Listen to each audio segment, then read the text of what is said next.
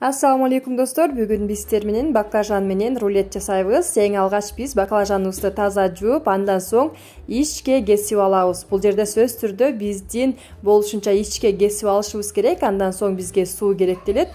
Бардыгын кесип алган соң сууга салып, үстүнө 2 же 3 чаш кашык туздан кошуп 30 мүнөткө кое турабыз. Ошондо биздин баклажандын ачуусу кетет.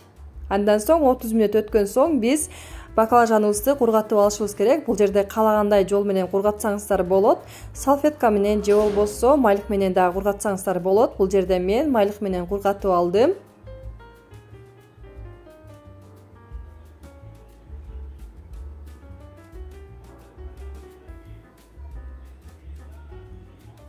Биз бул жерде жакшылап кургатып алабыз.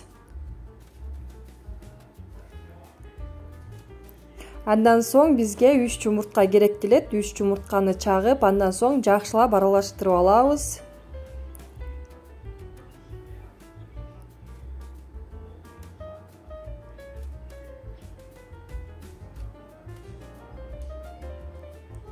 Бул жерде биз майды бир аз гана коюшубуз керек. Андан соң биз жумурткабызга баклажаныбыздын 2 тарабын тең малып, андан соң биз кызып турган отубузга бышырып алабыз. Бул жерде сөз түрдө биздин отубуз орточо отто болушу керек. Аябагандай жай отто болушу керек эмес, бизде орточо от болушу керек. Андан соң биз 2 тарабын тең кызартып бышырып алабыз. Бул жерде сиздер эгерде сиздерде жумуртка жок болсо, жумурткасыз да бышыра берсеңиздер болот, бирок жумуртка менен даамдуураак болот.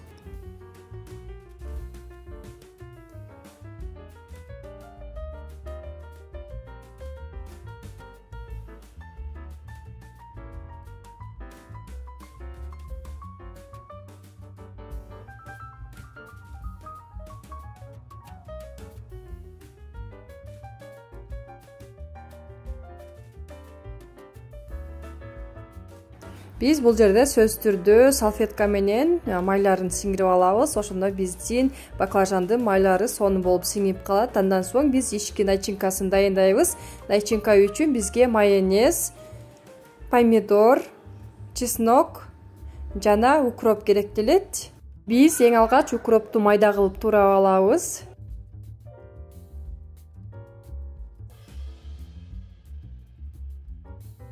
Андан соң биз укропту майонездин үстүнө кошуп алабыз. Андан кийин биз чеснокту да майда туурап, же болбосо видеодо көрүп тургандай өткөрүп дагы алсаңыздар болот.